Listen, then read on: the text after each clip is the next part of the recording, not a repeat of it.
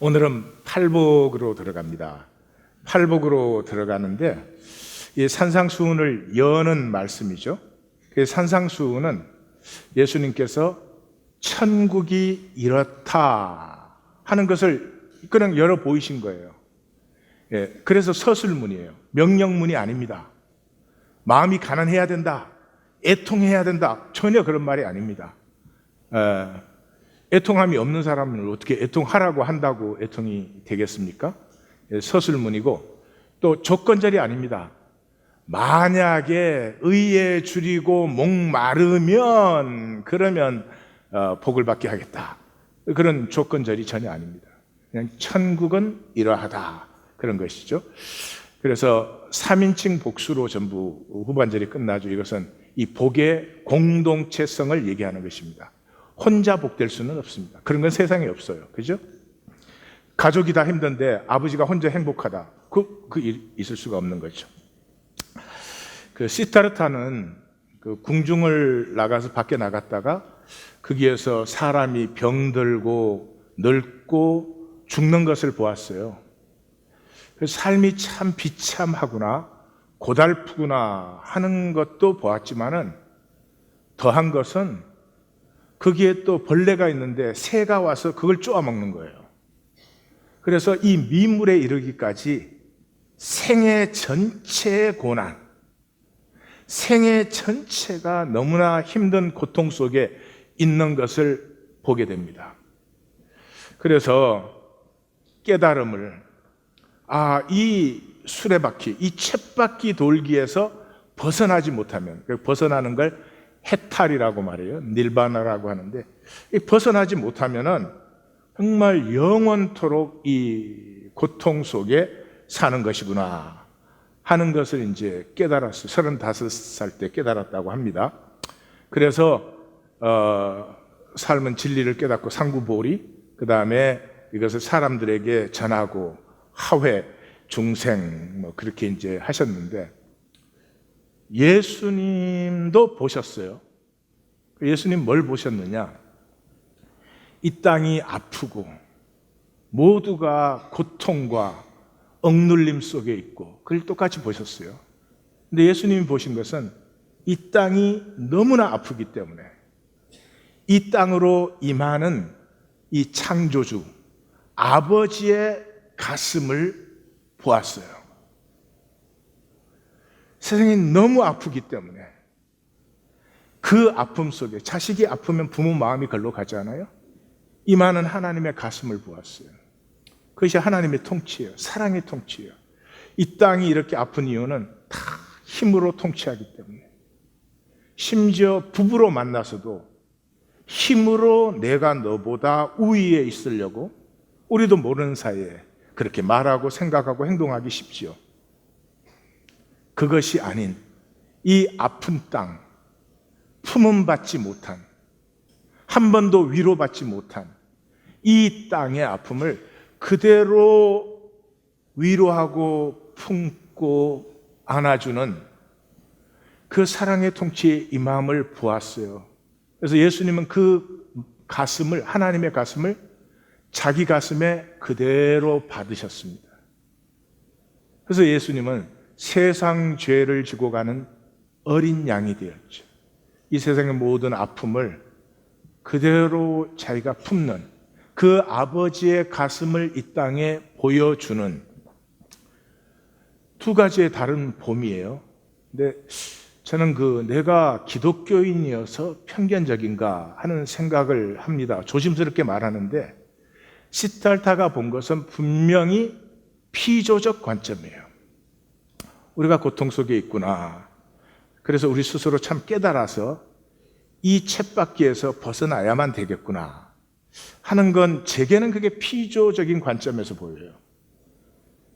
그리고 예수님이 보신 것은 아버지의 가슴이 아픈 이 땅에 임하고 그 가슴이 위로받아 본 적이 없는, 진정한 사랑과 품음을 받아본 적이 없는 이 땅의 만물을 품으시려고 하는 것은 아무리 보아도 신적 관점이다, 그렇게 보입니다. 그것을 표현하시고 나타내신 것이 산상수훈이에요. 그 시작이 팔복인데 이 시작하는 말은 마카리아스, 마카리오이인데 감탄사로 들 때 마카리아스. 이게 이제 에쉘이라는 구약에서는 단어죠. 이 에쉘이 감탄사로 표현될 때 아슈레, 그래서 시편 1편 1절 등 시편에서 여러 번 나오는 말이죠. 아슈레 하는데 이 블리스, 신적인 복입니다. 신적인 지복입니다. 그래서 성경을 아시면 대번에 알겠지만은 하나님의 형상으로 창조된 인간이 당연히 누려야 되는 복이 바로 이 마카리아스 하는 복입니다. 사람이 이렇게 살 때 가장 복되고, 사람이 이렇게 살 때 떳떳하고 자랑스럽고 어떤 것에도 부끄럽지 아니하고 입새이는 바람에도 괴로워하는 이 하나님의 형상에 충만함이 나타나게 되는 거죠. 이 팔복의 마감은 기뻐하고 즐거워하라, 그렇게 끝납니다. 우리는 그렇게 읽어버리기 쉬워요. 이제 이 하나님의 사람은 박해를 받는다 그러잖아요. 박해받고 음해받고 그러죠. 그럼에도 불구하고 기뻐하고 즐거워하라, 그렇게 읽기 쉬운데 그것이 아닙니다. 이 팔복을 누리는 사람의 특징이 기쁨이고, 또 기쁨이 없이는 이 팔복의 삶을 살거나 누릴 수 없다, 그런 뜻이에요. 이 기뻐하다는 카리스 그러면 은혜고요. 카이로 그러면 rejoice가 되고, 이 즐거워하라는 말은 exceedingly glad, 그래서 아길리아오 그런 단어예요. 그래서 이 기쁨이 넘쳐 흐르는 그런 상태를 얘기하는 것입니다. 이게 무엇이 기쁨이냐? 기쁠 때 우리가 비로소 우리가 전체적인 존재가 됩니다. 우리는 항상 나누어져서 살아요. 그게 불행이에요. 그게 비극이에요. 나누어져서 사는 사람은 아무것도 이루지 못합니다. 성취를 이루지만은 잠시 있는 것 같지만 없어지는 성취를 이루어요. 영원한 성취는 성취와 내 존재가, doing과 being이 하나가 되어서 whole, 거기에서 피어나는 성취는 영원해요. 그렇지만 단절된 성취, 내 존재는 그렇게 생각해. 그런 일을 하는 것은 별로 바람직하지 않지. 그냥 그렇게 해야 이익이 되니까 그렇게 해. 그것은 뿌리가 잘린 것이기 때문에 잠시 있는 것 같지만 없어집니다.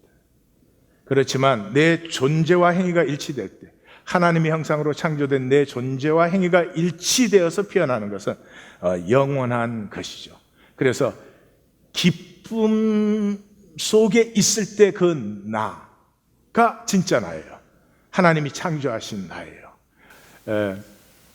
내가 누구냐 하는 것은 내가 무엇을 기뻐하느냐를 보시면 돼요. 당신은 누구십니까? 이렇게 물으면 굉장히 곤란해요. 뭔지 모르니까. 근데 간단히 체크가 됩니다. 내가 무엇을 기뻐하느냐가 내가 누구냐예요.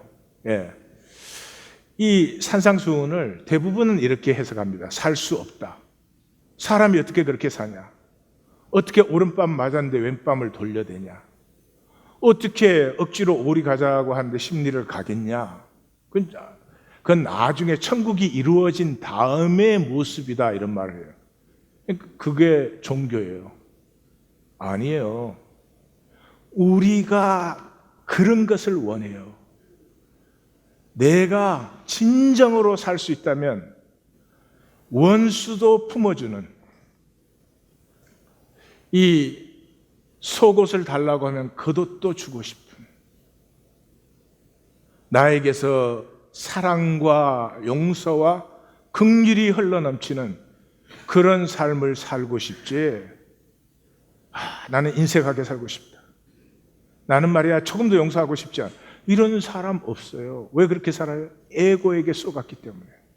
그래서 진정한 사람, 성경은 인자라고 부르는 진정한 사람은 이 산상수훈적인 삶을 살고 싶어 하는 거죠. 그래서 이것은 에고로 살던 사람이 거듭나면은 그 삶이 저절로 피어나는 것입니다. 나됨이라고 하는 것은요, 초월성이에요. 초월성. 나됨이라고 할 때 하나님이 창조하신 나됨, who I am. 사도 바울이 말하는 by the grace of God, I am who I am. 할 때 이거 초월성을 얘기해요. 초월성이 없는데 뭐 나됨 얘기하면 뭐 하겠어요. 그 딱 때리면 화내고 뭐 좋게 해주면 헤헤거리고 그건 나됨이 아니죠. 그냥 반사, 리액트뿐이죠. 나됨이 있기 때문에 우리는 초월성이 있기 때문에 나됨이라는 말을 합니다. 그 초월성이 뭐예요? 당연한 것을 넘어서는 거죠. 때리면 나도 화내고 같이 때리는 게 당연한데 그것을 넘어서 원수도 사랑하는 거죠. 왜 원수도 사랑해요? 그 원수를 보니까 원수가 무슨 뭐 제가 태어날 때 목표가 나를 미워하는 거겠어요? 나를 핍박하는 거겠어요? 아니죠. 그 에고에 속아서 그 에고에 속아서 사랑하지 못하고 미워하는 그 심령과 그 삶이 안타깝게 느껴지죠. 그 원수를 사랑하는 것이지 의지로 하는 거나 의지로 한 것을 그 무슨 사랑이라고 할 수 있겠습니까? 그래서 나됨이 없는 삶은 떠내려가는 삶이에요.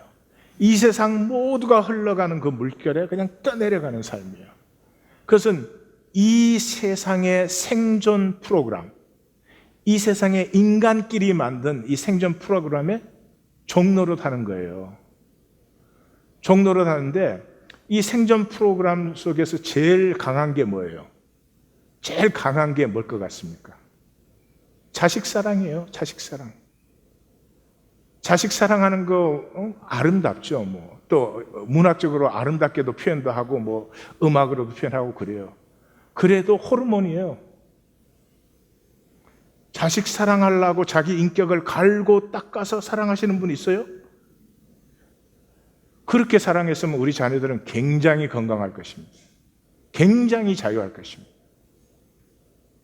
아니에요. 우리한테 이미 프로그램 돼 있어요. 왜? 생존은 내 대가 계속되는 게 중요하잖아요. 호르몬에 불과해요. 그건 나됨이 아니에요. 나됨은 그것을 넘었을 때예요. 내 자식이 귀하고 사랑스럽죠. 근데 남의 자식도 똑같이 귀하고 아름다워. 내 자식에게 어려운 일이 생기면 마음이 아픈데 남의 자식에게 어려움이 생기면 똑같이 가슴 아파.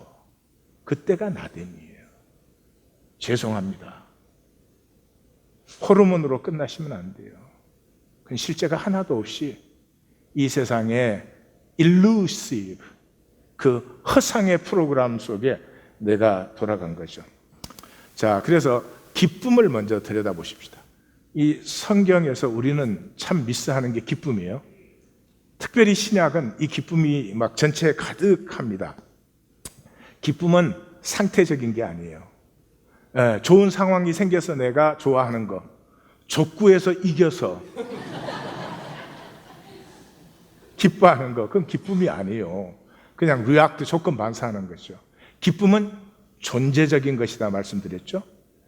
기쁨 안에서 내 행위와 존재가 하나가 되어서 내 자신이 피어나는 하나님이 창조하신 나, 그것을 생수의 강이 솟아난다. 예수님 그렇게 표현했어요. 내가 나됨으로 피어나는 것. 그것이 기쁨인데 제일 먼저는 부활에서 나타납니다. 부활 기사를 읽으면요 재밌고도 신기해요. 그 여자들이 무서움과 큰 기쁨으로, 무서운데 어떻게 기쁠 수 있어요? 절대로 안 돼요.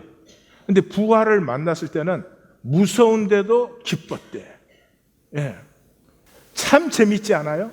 어떻게 무서운데 큰 기쁨이 있어요? 무서움 속에서도 있을 수 있는 것이 진정한 기쁨이에요. 존재의 기쁨이에요. 엠마오로 가던 제자는 그들이 너무 기쁨으로 믿지가 않아지는 거예요. 그러니까 믿음보다 더 중요한 건 기쁨이에요. 그들이 엠마오로 내려가다 어떻게 예루살렘으로 돌아갔어요? 큰 기쁨 때문에. 또 복음을 만나는 자리에, 이게 수도 없이 나오는데 제가 그냥 몇 개만 적었습니다. 비시디아 안디옥에서 사도 바울이 복음을 전했죠. 무슨 복음? 썩음을 당치 않는다. 그때 제자들은 기쁨과 성령이 충만했다.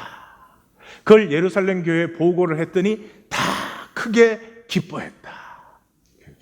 그 구원이 임했을 때도, 이것도 뭐 수도 없이 많은 기절입니다. 구원이 임할 때 하나님과 화목케 하신 우리 주 예수 그리스도로 말미암아 하나님 안에서 즐거워하느니라. 하나님 나라를 만난 사람은 기쁨입니다. 밭에 숨긴 보화를 발견했어요. 숨겨두고 기뻐하면서 돌아갔어요. 기뻐했기 때문에 소유를 팔 수 있었어요. 소유를 팔아서 존재 전체를 회복할 수 있었어요. 기쁨이 없이는 그거 안 됩니다. 누가 그걸 할 수 있어요? 마태복음 25장은 마태복음에서는 굉장히 중요한 장이에요. 마태복음 23장이 종교인들에 대한 저주예요. 7번의 저주, 예수님이 7번의 저주. 그 다음에 24장이 진실과 거짓.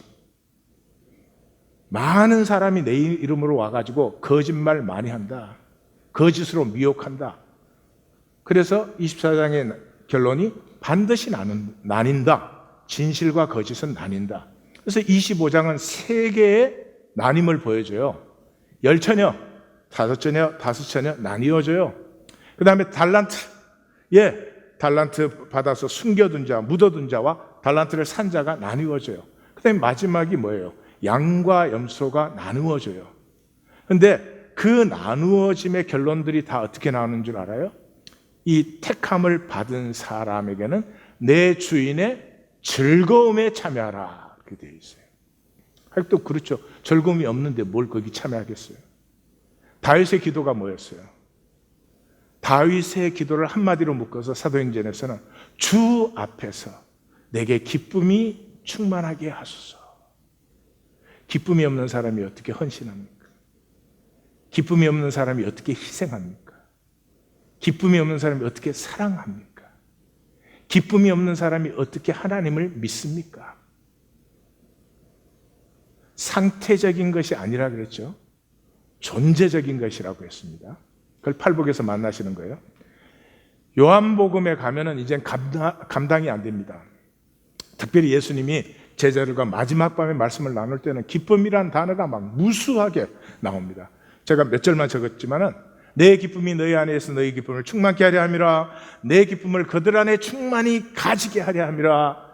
근심도 기쁨이 된다. 그 기쁨 때문에 고통을 다시 기억하지 않는다.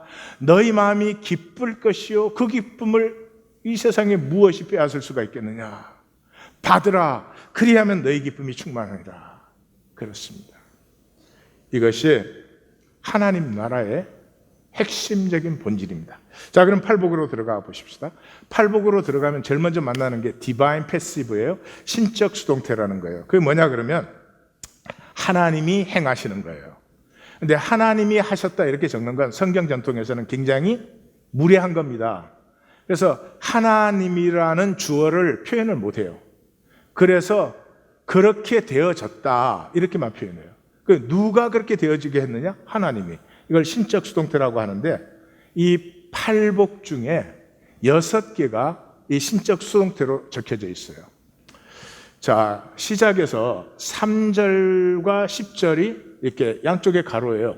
천국이 그들의 것이다. 다시 말해서 생명의 기쁨을 누리는 자들, 자녀, 유업자의 자질을 얘기해요. 그게 6가지가 나와요. 그것은 전반부 3가지, 후반부 3가지 이렇게 나누어져요. 그 중심이 5절과 8절인데 5절과 8절은 신적 수동태로 안 되어 있어요. 능동태로 되어 있어요. 그러니까 하나님이 땅을 주신다가 아니에요. 기업을 주신다가 아니고 내가 받는다예요. 하나님이 보게 해준다가 아니라 내가 본다예요. 그리고 또 재밌는 것은 누가복음과 마태복음이 이제 서로 요건 대칭되는 같은 가르침을 적고 있죠. 그런데 5절과 8절은 누가복음에는 없어요. 그게 무슨 말이에요? 다시 말해서 바로 이 부분이 마태의 강조점이다. 마태는 누가복음과 똑같이 그런 말을 적지만은 이 속에서 이걸 미스하지 말아라 하고 강조하고 싶은 것이 마태에게는 있는 거죠. 그게 5절과 8절이에요. 그게 뭐예요? 전반부에서는 땅을 기업으로 받을 것이다. 자, 보겠어요? 그 땅을 기업으로 받는 그 과정 속에서 하나님의 위로를 받아요. 하나님의 위로를 받으면 존재가 회복돼요. 아무리 성취를 잘하셔도 존재가 괴로우면 불쌍한 것이죠. 그 기업으로 받는 과정에서 저들의 그 목마름, 메마름들이 채워져요. 이게 삶의 부분이에요. 존재의 부분에 들어가면 핵심은 하나님을 보는 것이에요.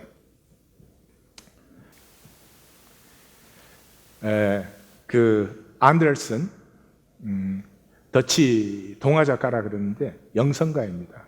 그분의 작품은 영적인 진리가 절실하게 나타나요.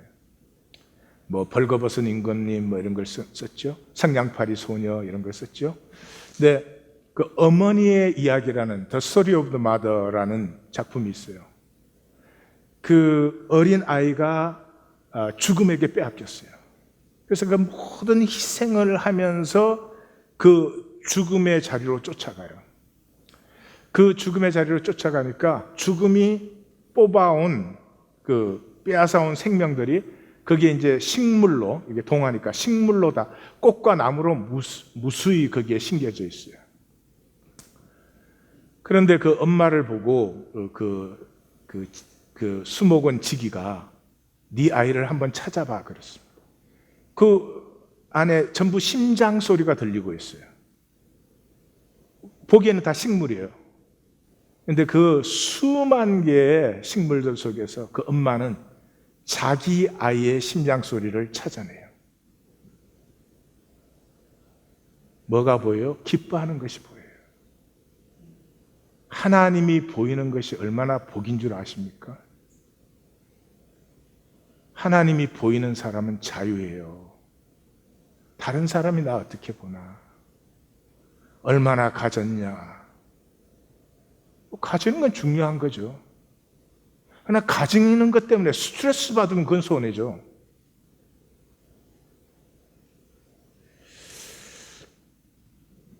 하나님을 봐요.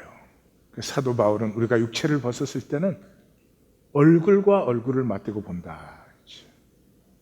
이 하나님을 보는 존재는 당연하죠. 긍휼히 여김을 받아요. 하나님이 자기를 보실 때 한 번도 짜증스럽게 나 아직도 그 모양으로 사니 그러지 않습니다.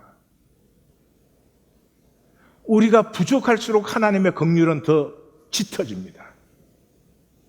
나 때문에 안타까워하시는 아버지의 가슴을 만나죠. 하나님을 보는 사람, 화평하지 못한 자리에 양쪽의 에고가 보이죠. 그거 그러잖아요. 뭐 네 못났다 그러면 그래 내가 참 못났지. 그러니까 더 사랑해줘 이러면 되는데 네 못났다 그러면 나만 못났냐? 너는 더 못났다 이러니까.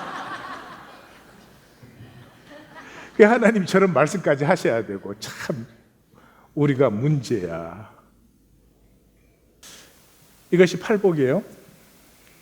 그 다음에 11절에서는 나로 말미암아 너희를, 그렇죠? 나는 천국을 여시는 주님, 너희는 이제 주님이 여신 천국을 본, 그래서 나가서 전파하는 제자들을 얘기하는 것이죠. 그래서 여기에서는 2인칭 복수로 되어 있어요. 이 부분을 잘못 카운트해서 9복이다 그런 사람도 있고 10복이다 그런 사람도 있는데 그거는 문법적으로 잘 살피지 않아서 그래요. 8복은 전부가 3인칭 복수로 끝나요. 여기서는 2인칭이 들어와요. 그래서 이것은 8복이 아니고 제자들에게 하시는 말씀이죠. 그 에고가 제일 미워하는 게 있어요. 에고는 성공한 사람도 뭐 못마땅하지만 그렇게 미워하지는 않아요. 또 옆에 그 힘이 있으니까 붙어서 막 친한 척도 할 수 있고 그러지. 또 뭐 부자, 뭐 잘된 사람 이런 사람 뭐 MB 시기하기는 하지만 뭐 그래도 해요. 근데 에고가 절대로 기뻐하지 못하는 것이 기쁨이 있는 사람이에요. 에고는 기쁨이 있는 사람을 보면 용케 알아보고 싫어해요. 아주 싫어합니다. 왜 그런 줄 아세요? 에고의 중심이 사실은 기뻐하고 싶은 거예요. 근데 에고는 절대로 기쁠 수가 없어요. 그래서 내가 가지고 싶은데 절대로 가질 수 없는 걸 제가 가졌단 말이야.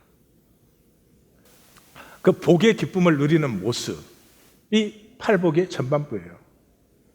이거 뭐 참 기독교에서 가장 갖다 붙이기 많이 한 부분이죠.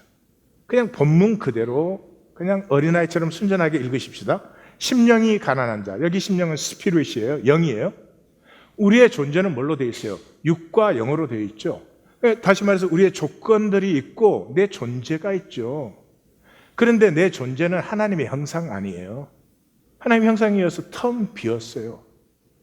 어떤 형태로 나타낼 수가 없는 텅 빔이에요. 이게 축복인데, 이게 축복이에요. 내 존재가 비어 있는 남편은 아내를 항상 평강하고 안식하게 해줘요. 아내도 그렇고. 근데 여기가 차 있으면 큰일이야. 이게 가득 차가지고 쟤는 이래야 되는데 저래, 이게 옳은데 저게 틀린데 이러고 있으면은 이게 피차의 괴로운 일이에요. 에고는 이 비었다는 것을 인정할 수가 없어요. 이게 제일 괴로운 일이에요. 왜냐 그러면 에고는 단절되어 있거든요.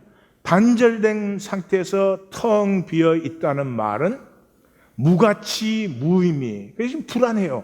그래서 욕심으로 채우는 거예요. 한없이 채워요. 근데 하나님의 형상을 뭘로 채워요? 평생을 채워도 채우지 못하죠.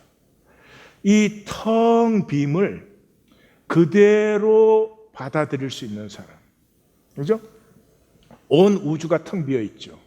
그죠? 물질적으로 우리가 이렇게 현상적으로 느낄 뿐이지 이것도 물리적으로 표현하면 99.999%가 empty space 아니에요. 그러므로 이렇게 자기 중심을 비울 수 있는 사람은 다른 사람과 통하고 연대가 되어져요. 뭐 장자는 그 빈배라 그랬죠. 그래서 배가 이렇게 부딪히면 화를 내잖아요. 근데 배가 부딪히는데 보니까 빈배야. 그럼 화를 안 내잖아요. 빈배니까. 이 팔복은 전부 예수님이 만들어낸 말씀이 아니고 전부가 구약에 있는 말씀들이에요. 수도 없이 많지만 제가 하나씩만 적어놨어요. 10편 34편 18절에 여호와는 마음이 상한 자에게 가까이 하시고 중심에 통회하는 자. 상하고 통회한다는 게 뭐예요? 중심이 비워진 것도 쏟아져 버린 것이죠. 애통하는 자. 애통하는 자 이건 더 간단한 거 아니에요. 왜 애통해요? 해결이 없으니까. 해결이 있으면 애통할 필요가 뭐 있어요? 해결하면 되지. 그러니까 이 사람에게는 하나님 나라만이 해결해요. 어떻게 무슨 짓을 한다 그래도 해결될 수가 없어서 오직 하나님 나라만이 기쁨이에요. 이렇게 애통하는 사람은 어떻게? 파라칼레오. 파라는 곁에, 칼레오는 부르신다. 이 위로받는다 그랬거든요. 그 위로라는 단어가 곁으로 불러주신다.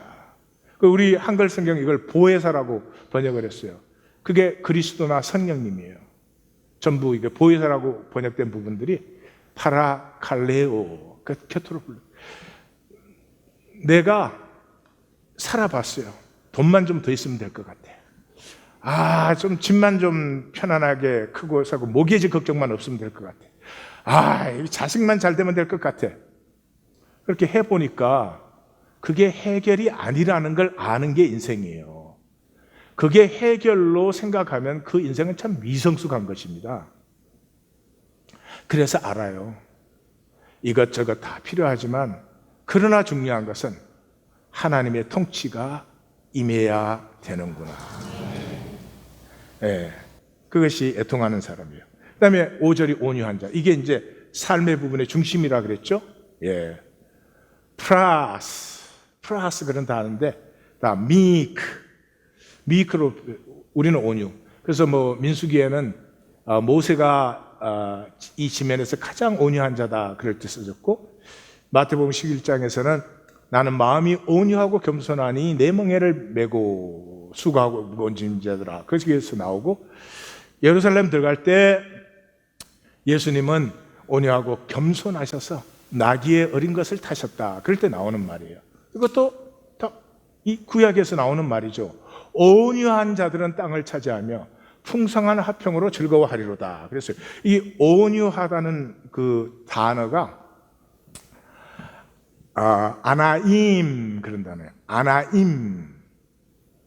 근데 이 아나임이 우리가 시편 했죠. 마태복음 들어오기 전에 시편에서 가장 많이 만난 단어가 뭐예요? 아니, 가난하다는 단어예요. 아니. 아니의 복수가 아니임이에요. 그래서 성경에서는 가난한 자가 복이 있어요. 우리는 가난 그러면 이 자본주의의 세뇌가 돼갖고 돈이 없는 걸 가난으로 생각해요. 아니, 가난한 부자가 많아요. 가난 때문에 욕심이 더글더글 끓는 사람이 있어요. 엄청나게 가지고도 가난한 사람들이 있어요. 왜 가난한 줄 아세요? 자기만 생각하지 않으니까.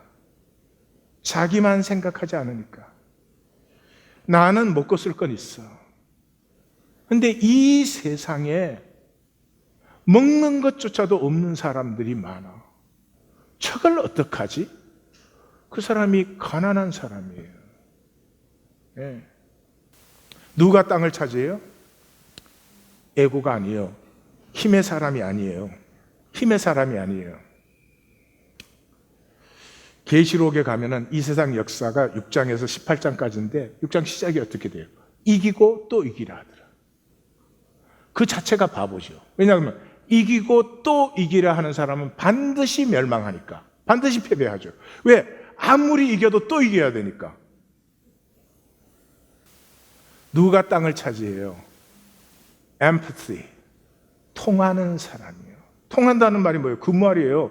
나는 굶고 살지는 않겠다.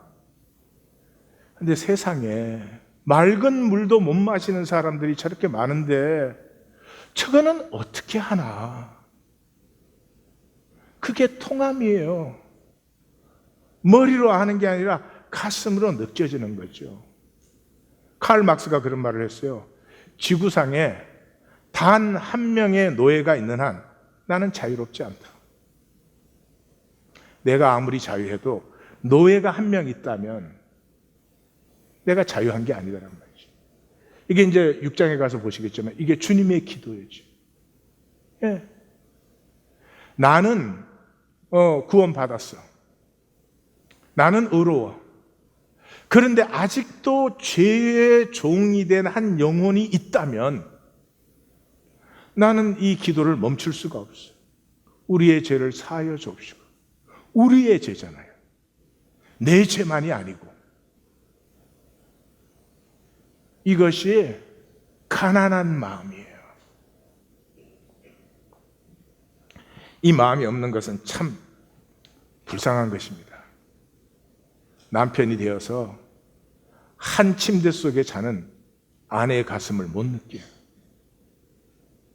아내가 되어서 한 침대 속에 같이 누워있는 남편의 외로움을, 이 시대는 남자를 참 외롭게 합니다. 성취.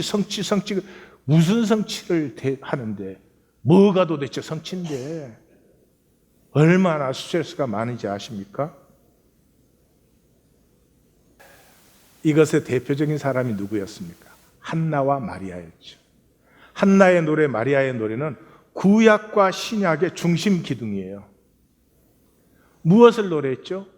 하나님의 통치가 임하는 반전을.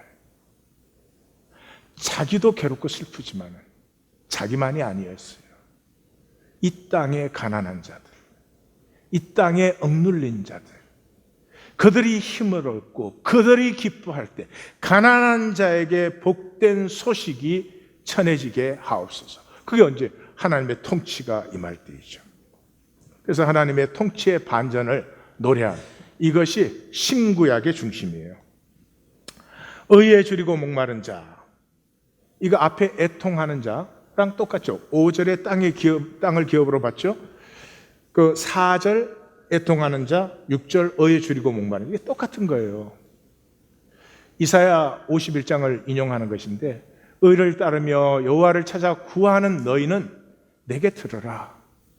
내 공의가 가깝다. 하나님의 공의가 가깝다는 말은 하나님의 심판이 가깝다는 거죠. 내 팔이 만민을 심판하리. 그러면 하나님의 통치가 이 땅에 일어나는 것이죠. 그것을 사모하는 사람들이죠. 신약적으로 말하면 주님의 기도를 기도하는 사람들이에요. 이 사람들이 왜 주님의 기도를 해요? 언제까지 이대로 두시겠습니까? 왜 하나님의 통치가 임하지 않는 것입니까? 이 왜 그래요? 하나님의 통치 외에는 소망이 없으니까. 이걸 만난 거예요. 이 역사도 정치, 경제 아닙니다. 요즘 뉴스를 보면 오로지 돈 만들기뿐이에요. 돈 만들기뿐. 뭐 어느 정권도 돈 못 만들면은 그건 안 되는 거야. 그게 당연하고, 이 언론들이 인간을 다 그렇게 만들어 버려요. 이 언론에 있는 사람들 꽤 그래도 공부한 사람들인데 그렇게밖에 못할까? 돈만 있으면 정말 다 돼요? 아니지. 돈 많은 사람들이 많잖아요. 그분들의 돈이 가난한 대로 좀 내려가게 하고, 경제보다 더 중요한 것은 돈이 돌게 하는 거죠. 돌게, 필요한 자리로. 그게 아니잖아요. 봤어요. 열심히 살아보고 문제도 생각해보고 했는데, 이 역사에 하나님의 나라가 이루어지기까지는 이 고통과 괴로움을 피할 수가 없어요. 내 삶도 이렇게도 해보고 저렇게도 해보고 이런 욕심도 부려보고 저런 짓거리도 해봤지만 결국 하나님의 통치가 내 심령에 임할 때까지 나 새로워지지 않는다. 이것이 의에 줄이고 하나님의 나라에 줄이고 목마른 사람들이죠. 긍휼히 여기는 자, 이게 이제 존재 부분의 중심 부분이라 그랬죠. 긍휼이란 단어는 대개 compassion으로 번역이 되어 있습니다. 그런데 마태복음 18장으로 가시면 마태복음 전반부는 천국을 보여주고 마태복음 후반부는 교회를 보여준다. 제가 말씀드렸죠. 그 핵심장이 18장이다. 그걸 아시죠? 거기에 들어가면은 이 전부 이제 불쌍히 여기소서 그렇게 되게 번역이 되어 있어요. 우리 번역에는. 그래서 뭐 맹인이, 가난한 여인이, 귀신 들린 아들을 가지고 있는 아버지가, 뭐 중풍병자가 주님 앞에 나올 때 우리를 불쌍히 여기소서 할 때 이 단어를 쓰는 것이죠. 근데 그 똑같은 단어가 용서에서 쓰여져 있어요. 그 용서에서는 뭐죠? 그 1만 달란트를 사함을 받았는데 100데나리온 빚진 동관을 움켜쥐는 그 사람에게 내가 너를 불쌍히 여긴 같이 너도 내 동료를 불쌍히 여겨야 마땅하지 아니하냐. 그렇죠. 그러니까 지난주에도 말씀드렸지만 내 안에 실제가 아닌 것은 절대로 실제가 되지 않습니다. 내 안에 용서가 없는 사람은 하나님의 용서를 받아도 그게 실제가 아닙니다. 머리에 이해는 되죠. 그러므로 절대로 용서라는 실제가 나에게서 피어나지 않습니다. 이 긍휼히 여김이 없는 사람, 사실 하나님 못 믿습니다. 할 수 있는 거 종교생활이에요. 머리로 이해하고 하지만 절대로 하나님이라는 실제를 만날 수가 없습니다. 어떻게 해야 돼요? 찾는 자에게 주십니다. 어떻게 찾는 자? 다하여. 마음을 다하고 성품을 다하고 힘을 다하여. 어떻게? 구하고 찾고 두드리는 자에게. 조건 없이 준다고 되어 있어요. 이 마태에게 있어서는 이게 가장 중요한 포인트입니다. 긍휼히 여기는 자가 가장 중요한 포인트인데 호세아 6장 6절, 호세아서를 알죠? 이게 선지적으로 얘기하면은 선지서 전체의 중심은 호세아서입니다. 그 호세아서가 뭐를 얘기하는 것입니까? 오라 우리가 여호와께, 그 6장이 중심인데, 오라 우리가 여호와께 돌아가자. 저가 우리를 낫게 하실 것이요 싸매실 것이다. 그러므로 우리가 여호와를 알자. 힘써 여호와를 알자. 그러면서 여호와를 안다는 게 뭐냐? 여호와는 내가 인애를 원하고 제사 원하지 않아. 번제를 원하지 않고 나 하나님을 아는 것을 원해. 그게 호세아 6장 6절의 그 중심이에요. 이것을 마태는 2번이나 인용을 합니다. 너희는 내가 긍휼을 원하고 제사, 종교 원한 적이 없어. 나는 자비를 원하지 제사를 원하지 않아. 왜요? 종교는 하나님의 가슴을 모릅니다. 다시 말씀드립니다. 종교는 하나님의 가슴을 절대로 모릅니다. 출애굽기 34장 6절이 하나님의 자비와 긍휼의 성경 66권의 중심이 되는 기절인데, 여호와라 여호와라 자비롭고 은혜롭고 노하기를 더디하고 인자와 진실이 많은 하나님이라 그러시거든요. 이게 언제 하신 말씀이에요? 모세가 첫 번째 돌판을 깨뜨리고 백성들은 금송아지 만들어가지고 하나님은 자기 백성을 인도하는 말씀을 주고 계실 때 백성들은 금송아지 만들어서 우상숭배했거든요. 그랬으니까 두 번째 돌판을 들고 하나님 앞에 나아가는 모세는 하나님이 얼마나 화를 내실까? 얼마나 진노하실까? 내가 살아서 내려올 수가 있을까? 라고 올라간 자리에서 하나님이 선포하시는 말씀이죠. 이게 뭐죠? 하나님은 자기가 창조한 피조 세계에 대한 기쁨이 있습니다. 기쁨이 있습니다. 마치 부모에게는 자식을 향한 기쁨이 있습니다. 세상 모든 것을 다 포기한다고 해도 자식을 포기 못하는 것과 마찬가지죠. 이것이 하나님의 긍휼입니다. 이것을 받지 못하는 것은 이 세상에서 가장 크고 심각한 비극입니다. 다시 말씀드립니다. 한번 가슴에 새겨 보십시오. 하나님의 긍휼을 받지 못하는 것은 종교 생활은 한 존재에게 있어서 비할 데가 없는 비극입니다. 이 긍휼을 만나지 못한 사람이 무엇으로 대신하게? 돈 다 벌면은, 이 세상 금원을 다 가지면 상대조차가 되지 않는 거죠. 여기에서 긍휼이라는 단어가 엘레이몬 그런 단어입니다. 엘레이몬. 그런데 구제라는 단어가 엘레이모수네라는 단어. 엘레이모수네 같은 단어죠. 다시 말해서 성경의 긍휼은 애티튜드가 아닙니다. 나는 지나가다가 거지 보면 불쌍해서 꼭 일불 주고 가. 그게 긍휼이 아니라는 것입니다. It's action. It's action. 무슨 액션이에요? 그 사람의 아픔과 절망과 그 고통이 보이기 때문에 내 가슴이 그리를 향해서 흘러나가는 것이죠. 종교는 행위 없죠. 가슴으로는 하나님 나라 우리 한 10,000개는 벌써 지었을 거예요. 그러나 액션이 없죠. 8절에 마음이 청결한 자. 아까는 스피릿이었죠. 여기는 하트입니다. 그래서 청결하다는 말이 clean and pure 양쪽 의미가 다 있죠.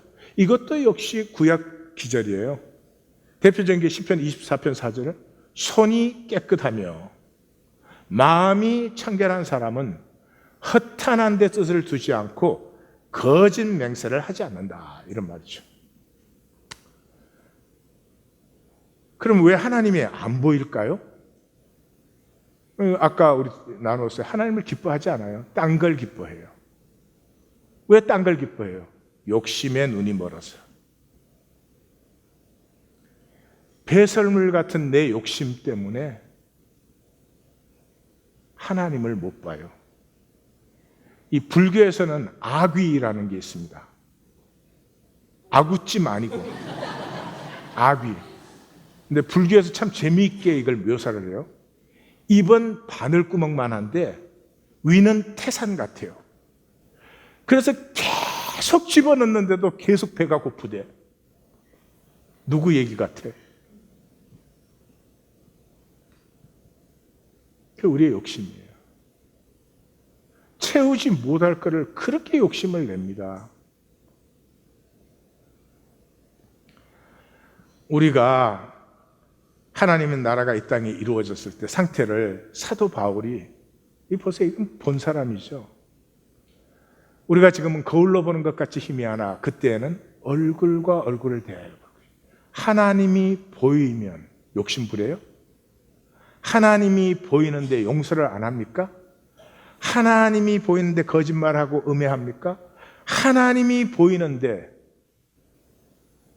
자유치 못할 수가 있습니까? 그래서 마태는 존재의 중심에 하나님을 본다를 넣은 거죠. 이 산상수훈을 하는 동안 우리가 하나님을 보게 됩니다. 예. 9절 합평케 하는 자죠. 이것도 해석할 필요가 하나도 없어요. 성경은 수도 없이 말합니다. 샬롬, 합평. 샬롬이라고 하는 것은 십자가로만 온다는 거죠. 그래서 골로새서 1장 20절 그의 십자가의 피로 화평을 이루사 자기와 화목하게 하셨다. 에베소는 2장 전체가 그거 아니에요? 그는 우리의 화평이신지라 둘로 하나를 만들어서 원수된 것 막힌 담을 다 폐하셨다. 자기 육체로 하셨다. 십자가로 이 둘을 한 몸으로 하나님과 화목하게 하려 하심이라 원수된 것을 십자가로 소멸했다. 그 십자가의 이 하나 되게 함, 화목케 함이죠. 그래서 의를 위하여 박해를 받는 자. 종교는 반드시 하나님 나라를 회방합니다. 가짜는 제일 미운 게 진짜예요. 어떻게 하든지 회방하고 끌어내리려고 합니다. 구약 이 역사의 총 결론이 역대하 마지막에 내려집니다. 그 결론이 무엇입니까?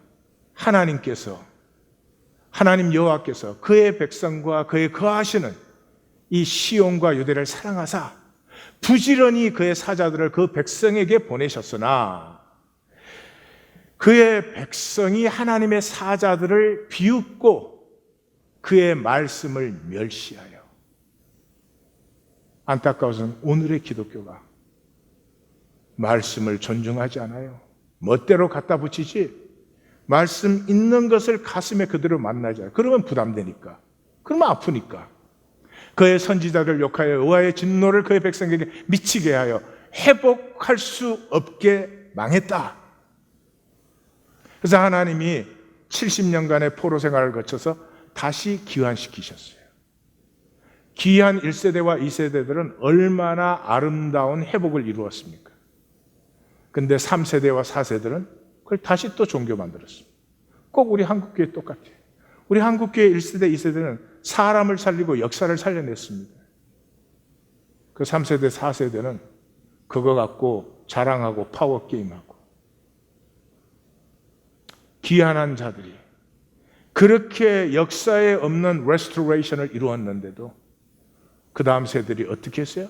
순종하지 아니하고 주를 거역하며 주의 율법을 던지고 주께 돌아오기를 권면하는 선지자들을 죽여 주를 심히 모독하였나이다. 중요한 것은 이것이에요. 이것이 하나님의 섭리라고 하는 것입니다. 내가 나를 볼 때 내가 얼마나 잘 믿는지 잘 하는지 그걸 보고 계시면 You are at the wrong place. 내가 나를 보면 잘한 게 아무것도 없어요. 부족하고 죄 지은 것밖에 없어요. 그것 때문에 깨어지는 거죠. 그것 때문에 깨어질 때 내 속사람이 피어나는 거죠. 그래서 성경 영성의 중심은 이거예요. 하나님께서 구하는 제사는 상한 심령이라 하나님이여 상하고 통회하는 마음을 주께서 멸시치 아니하십니다. 상하고 통회함이 없는 예배라고 부르면 안 되는 거 아닙니까? 우리는 팔복을 읽으면 우리가 오랫동안 부정해온 진실을 만납니다. 우린 종교 안에서 주일날 이렇게 지키면 돼, 뭐 이렇게 하면 돼, 뭐 이렇게 했습니다. 근데 더 이상 그것이 아니죠. 난 심령이 가난했습니까? 나는 정말 이 고통 많은 세상에 애통하는 마음이 있습니까? 나는 온유한 자입니까? 나는 의에 줄이고 목마른 것입니까? 아니면 돈에 줄이고 목마른 것입니까? 이런 부정해온 진실을 만납니다. 정리를 한번 해봅시다. 그리스도의 몸이 아니면 교회가 아닙니다. 그리스도를 머리로 한 지체가 아니면 성도가 아닙니다. 에고로 살던 사람이 하나님의 형상의 생명으로 살지 않으면 거듭남이 아닙니다. 살지 않으면 믿음이 아니죠. 믿는 대로밖에는 우리는 살 수 없어요. 안 믿는 걸 어떻게 살아요? 그리스도를 섬기지 않고 자신의 에고를 섬기는 것은 사역도 봉사도 선교도 아닙니다. 목회 아닙니다. 자신을 위한 종교의식은 예배가 아닙니다. 지금 이 시대 기독교에는 이 아니다가 전부가 이다로 되어 있어요. 그런 자리에서 이 산상수훈을 보면 주여 주여 입으로 부르지만 세상 성공을 추구하는 그 자리에서 보면 이 산상수훈은 이해도 안 되고 살 수도 없어요. 어떻게 그렇게 사냐? 당연히 그렇죠. 왜? 기쁨이 없으니까. 기쁨이 없으니까. 나를 긍휼히 여기시는 그 하나님의 긍휼을 만난 기쁨이 없으니까. 이 세상에서 모두가 너는 아무것도 아니야. 너가 이룬 게 뭐가 있어? 너가 잘난 게 뭐가 있어? 학교를 제대로 나와서 공부를 제대로 해서 돈을 제대로 벌었어.